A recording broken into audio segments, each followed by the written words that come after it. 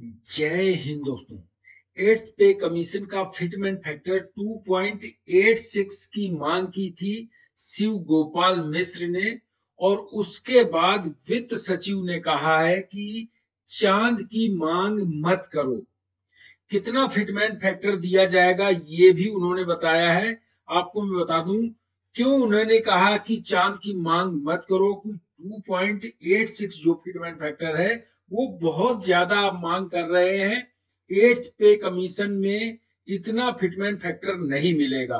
तो आपको मैं वो खबर दिखाता हूं जो एक्सक्लूसिव खबर है। आठवां वेतन आयोग, क्या सरकारी कर्मचारियों को 186% वेतन वृद्धि मिलेगी? तो पूर्व वित्त सचिव ने क्या कहा है कि एट्थ पे कमीशन में जो फिटमेंट फैक्टर है वो कितना देगी सरकार।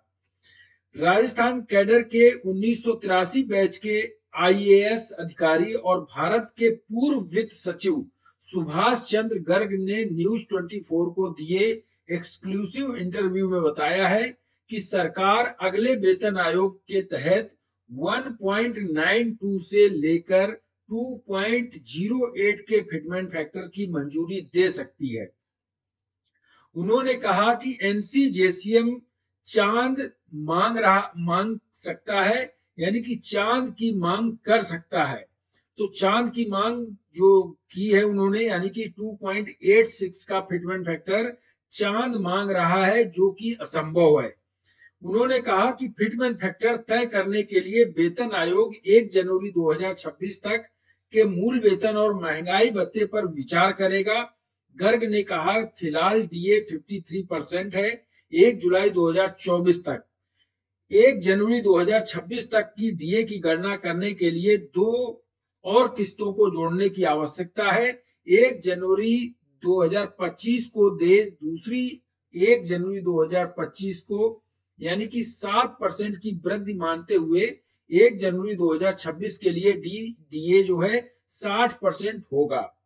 उन्होंने कहा कि 1.6 के शुरुआती कारक के साथ अगला कदम प्रतिशत वृद्धि निर्धारित करना है।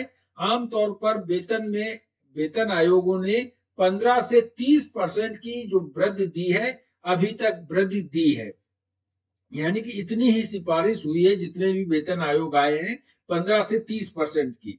पिछले वेतन आयोग में लगभग 14 से 15% की वृद्धि की सिफारिश की गई थी, और मेरे आकलन के अनुसार ये 1.6 के बेस फैक्टर को लागू करने वाला जो पे जो लगेगा, यानी कि 1.6 का बेस फिटमेंट फैक्टर लग सकता है। उन्होंने कहा कि आठवां वेतन आयोग 186 वेतन वृद्धि की अटकलें जो लग रही हैं, हाल ही में national council of joint consultative machinery NCJCM के सचिव जो शिव गोपाल मिश्र हैं, उन्होंने कहा है कि नया वेतन आयोग कम से कम 2.86 के फिटमेंट फैक्टर पर विचार कर सकता है।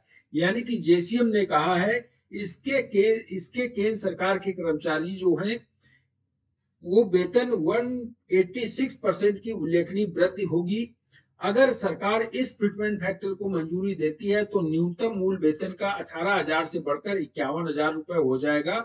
इसके अलावा पेंशन भोगियों को 9,000 से बढ़कर 25,750 रुपए पेंशन हो जाएगी। हालांकि अगर हम गर्ग के बयान पर गौर करें तो सरकार द्वारा दिए जाने वाले सबसे अधिक फिटमेंट फैक्टर 2.08 है, यानी कि जो गर्ग ने कहा है कि डीए आपका कम है, उसी हिसाब से 2.08 फिटमेंट फैक्टर लग सकता है जब सरकार 30% की वृद्धि करे।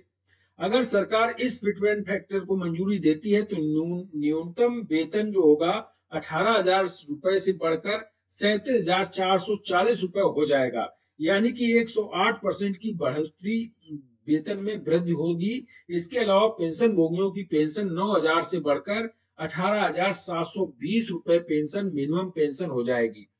अभी तक स्पष्ट नहीं है, लेकिन जो पूर्व वित्त सचिव हैं उनका कहना है कि आप 2.86 की जो सचिव शिव गोपाल मिश्र ने मांग की है वो चांद के बराबर आपने मांग की है। ऐसा मांग आपकी पूरी नहीं होगी। आपको 1.92 से लेकर 2.08 तक का फिटमेंट फैक्टर सरकार दे सकती है। तो ये अभी तक की बड़ी अपडेट है। इस वीडियो में इतना ही। Thank you. जय हिंद।